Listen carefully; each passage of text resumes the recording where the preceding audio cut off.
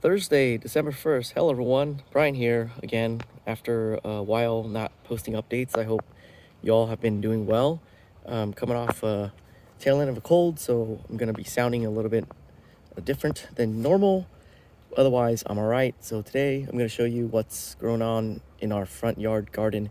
I got summer burnout, so I didn't get a chance to succession sow our brassicas, so we don't have a succession harvest of broccoli. There was a video I shot in the summer where we have some broccoli growing in California summertime, which is a pretty interesting feat.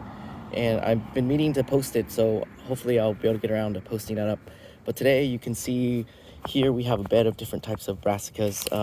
There's a red cabbage there. We got some cauliflower, some asperbrock, and those sorts of things. And then out here in front we have some gailan and some bok choy.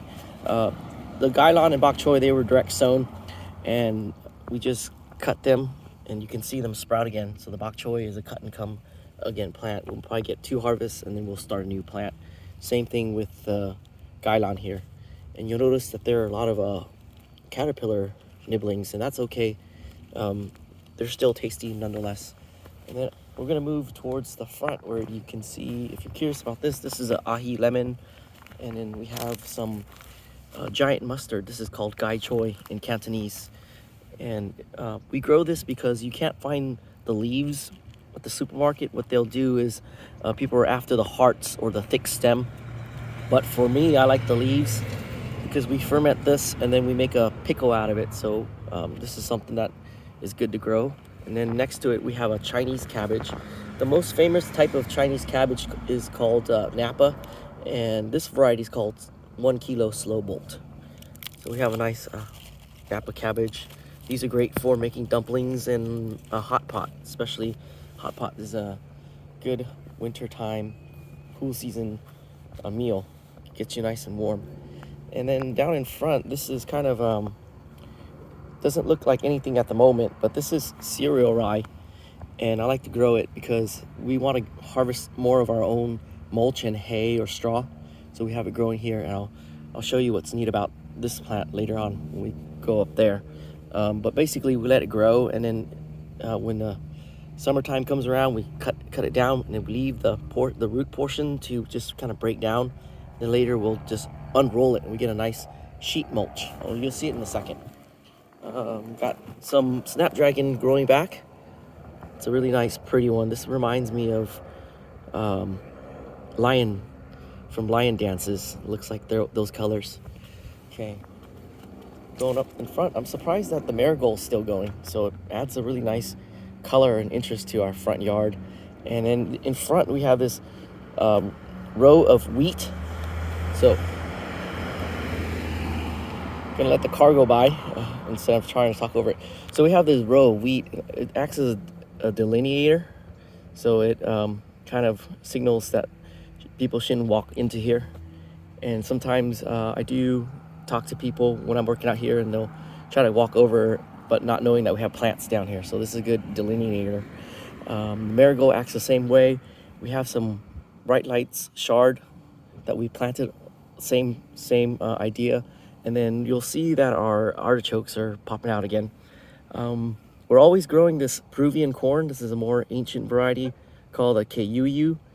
And that's the corn that you see growing there. And what's significant about this corn is we could grow it during our cool months here in Southern California. And it also starts to produce ears during our wet season. So we have a good chance of getting that huicoche, that corn smut that's really rare to find. What else is out here? We got some more succession plants of the brassicas. So you'll see different maturities, and you'll see that this entire space is not planted in. We're not growing for one big crop and a refrigerator full of broccoli, but rather we'll come out to the garden, we'll get a head or some in that day. So that's why we plant it as we need it. Let's come along this way. I got another. So this is the artichoke. We have a lot of cover crop here. This is buckwheat, and this eggplant here has impressed me. This is one that Burpee sent over as a trial variety. They sent the live plant, and it's still producing eggplants. So we get these kind of baby-sized eggplants. In the summer times, they get really long because of the heat and the warmth. But for now, we're still making up in size by volume. Just the sheer number of them that just keeps on going still. The temperatures are dropping, so it'll be interesting to see. The temperatures are dropping, so it'll be interesting to see if it'll still make eggplants. The other bed here, just recently planted down some French gray shallots over there, and then we sowed some spinach and more gailan here. And then this bed we're just keeping open because we still have more brassicas, succession brassicas that we'll plant. So let me give you a closer look. So here's a more mature plant, and then that one, these are the replacements. So we always have some type of broccoli gailan hybrid that's it's marketed as broccolini at the market. So we have some more cabbage over here. So this area we're gonna plant next. And then before I sign off, I want to show you that hay bale roll thing. So this is that cereal rye. We let it grow, and then we chop it down, leave the roots intact. It'll start to break down, and by the fall time we can just unroll it from its spot, and we have this nice sheet of mulch that we'll put down on top of our soil. It's nice and thick, and one thing that it helps with is to protect this area from getting dug up by skunks. So they'll dig up our soil, but in the process they'll dig out our transplants, and that's never good for them because they never recover. So here's an example. This is a plant that was dug up, and I planted it back down, but its roots were really disturbed, and I'm kind of hoping that it will grow again since this is an asperbrock.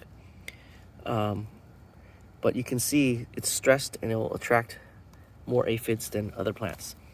So another technique that we use to keep skunks out of the bed and raccoons is we create a perimeter. And if you're familiar with this channel, you've probably seen this technique before with rose thorns. We got some really spiky yuzu thorns. This is a technique borrowed from the Maasai people in Africa. They call it a bomba. So they create this to keep bigger things out, like lions. So that's our front yard garden today. If you're curious about this is garlic chive, and we're just growing along. I hope to do more updates in the coming days or weeks. Hope you're doing well, and we'll see you in the next video. Thank you for watching.